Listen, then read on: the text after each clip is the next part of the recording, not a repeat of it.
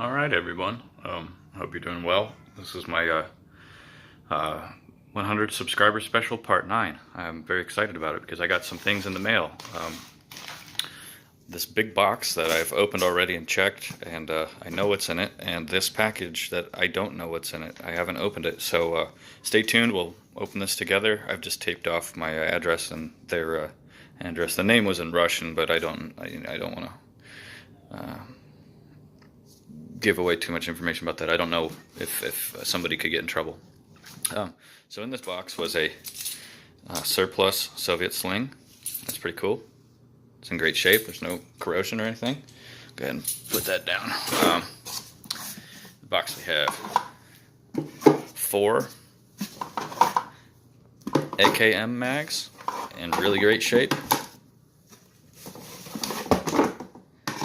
And these are either East German, Hungarian, or Polish. And then the big Kahuna, a 75 round Romanian top loading mag. Very, very cool. I have a couple pouches that this could go in, and I'll just go ahead and throw this stuff back in the box. You guys have seen all of these before. It's AK magazines, so I'll be doing a review of this stuff as we go. But I'm going to go ahead and focus on this package here because I'm very curious about it. Let me take my glove off and open the package up. And you guys take a look at what's inside. Looks like a phone. What the hell is this?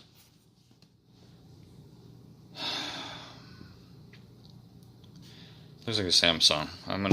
I think I have a charger somewhere. Let me see. Yeah. Plug it in.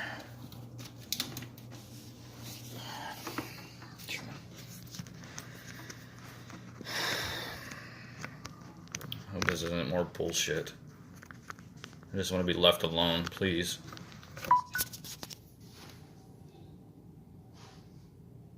It's that guy. It's that dude in the freaking helmet. He looks like a video. All right, let's listen to what he has to say. Kind of nervous. This message is addressed to Lehman Rus. First of all, I want to apologize for the briskness of this recording. I don't have much time. I also want to apologize for your physical condition. You appear fatigued and lethargic. I apologize again. There's only so much I can do in the field. Lastly, I'd like to apologize for your mental state. You appear to be experiencing nightmares and dreamlike sequences and that you don't remember living through. It's my fault. I've tried mind wiping you a dozen, 2 dozen times now. Your brain just seems to reject every attempt. Mind wiping. That's why I'm recording this video message for you, so you can hopefully understand the truth of the situation.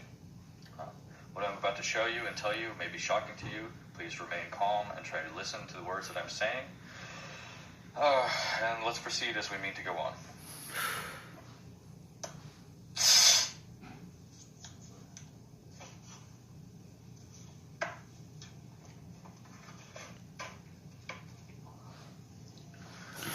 Oh, jeez, what the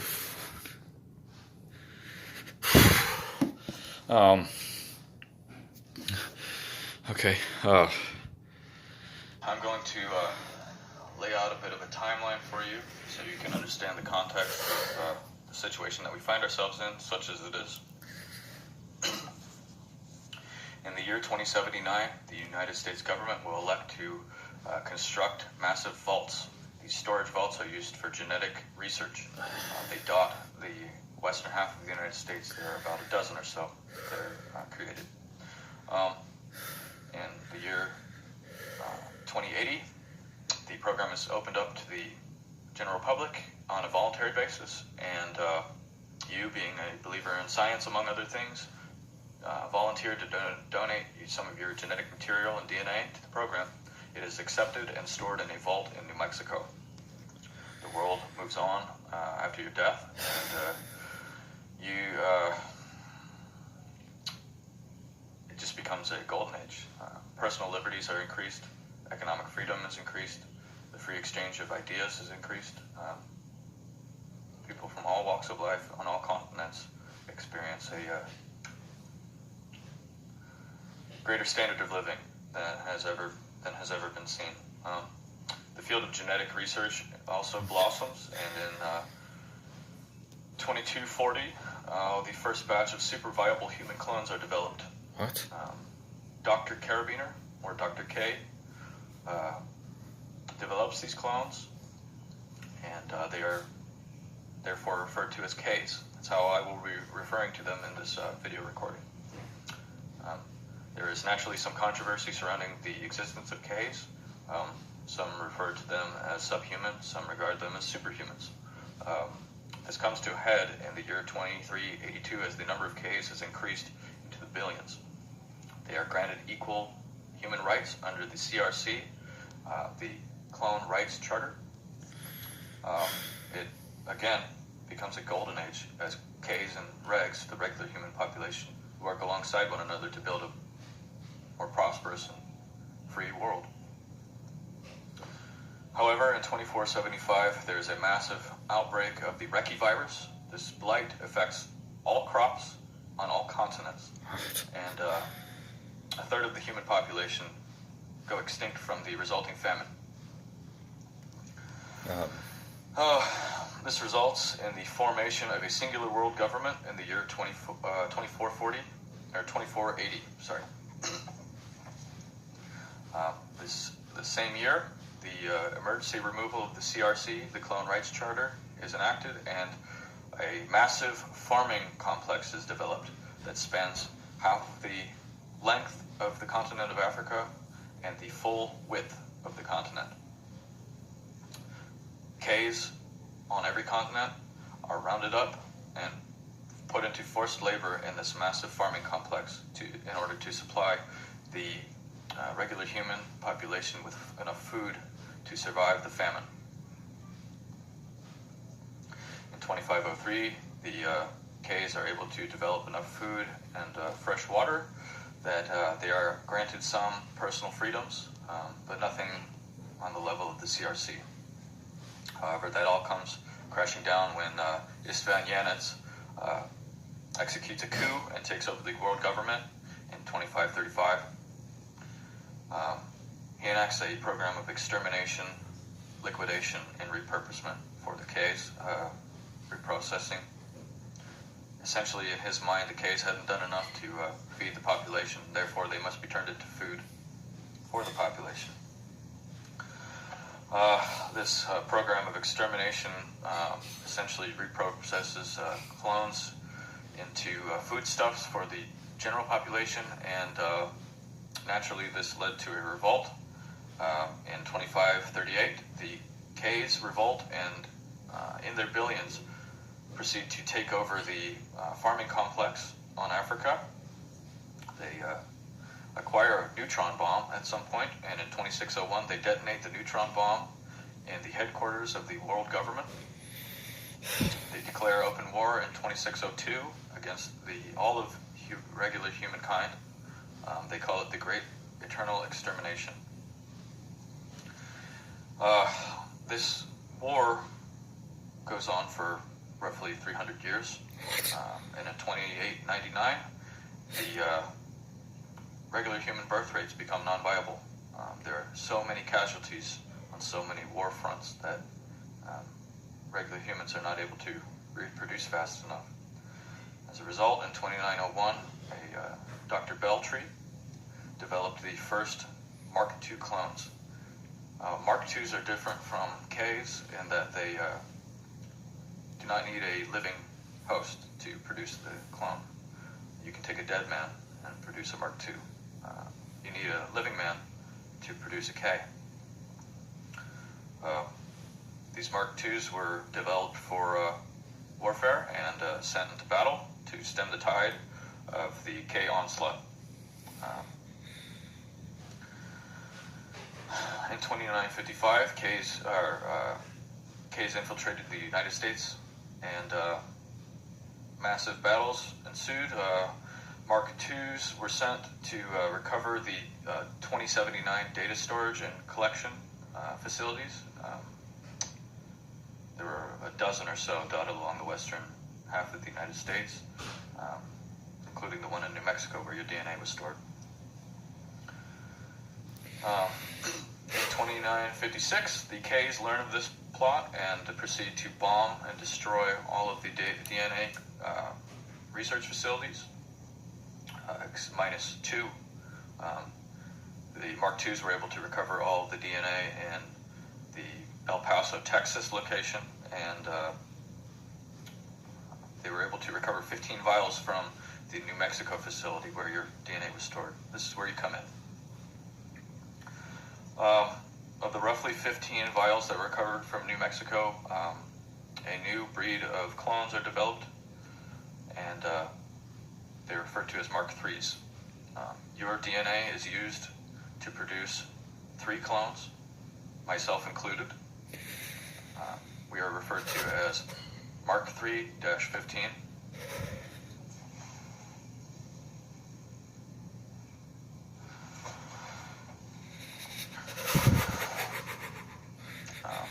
We are sent on special warfare assignments, infiltration, subterfuge, data manipulation. There are only 24 in the beginning. Eventually, the war comes to a head in 3015 when the regular human population's government sues for peace, and the K's refuse to listen. Calls for the complete and total extermination of regular humanity are given, as the K's refer to themselves as the Übermensch, the superhuman. In a last-ditch effort to end the war, a brilliant scientist named Dr. Doyle develops the first means of time travel in the year 3020. The Mark IIIs are deemed fit to travel back in time on various missions, myself included. And, however, these jumps are, unfortunately, we discover that we can only jump for 20 minutes, an hour, 2 hours at most. Roughly a dozen of my fellow Mark IIIs are trapped somewhere in the past. Those are my brothers and sisters. In the year 3031, I am sent back in time on a mission to find you and bring you to the future. I am unsuccessful for the first year.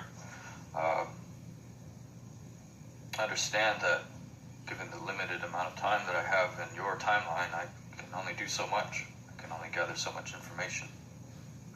However, in 3032, I am successfully able to locate you using the local social media that you frequent, YouTube.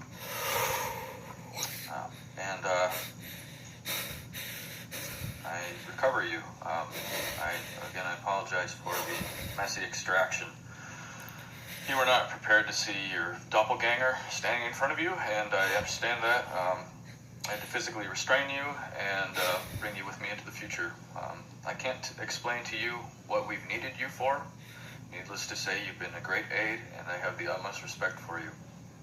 You've saved my life twice. That's where we find ourselves. I want to just close with a few statements.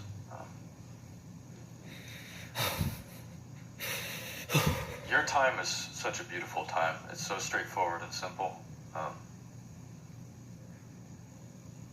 It makes me not want to go back to my own timeline. I want to stay here, but I can't. You have a beautiful family. Clones are not able to self-replicate. We can't reproduce. And I was amazed to see your wife and children, to see what my offspring could look like was wonderful, if I could produce any.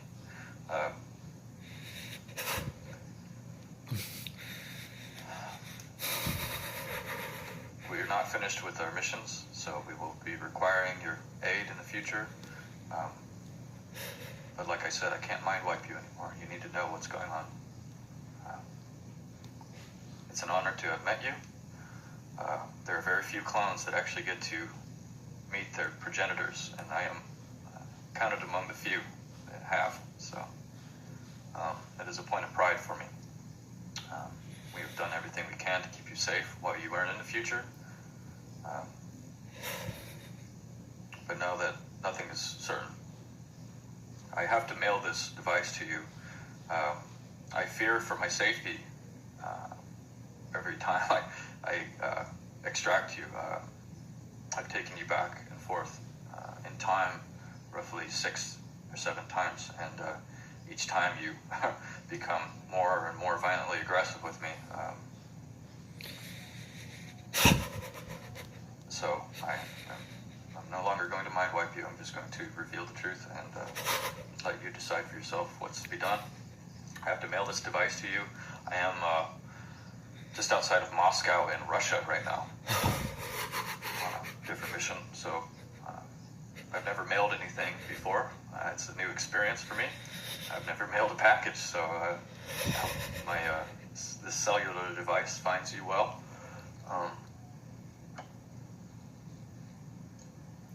The future is a wild place.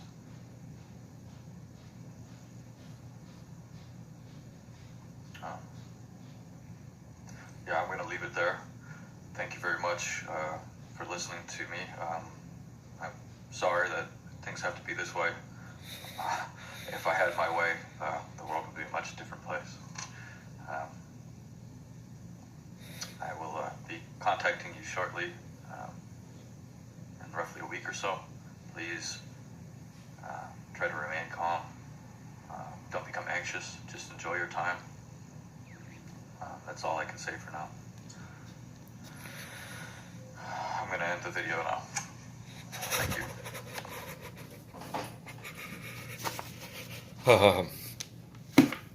Oh.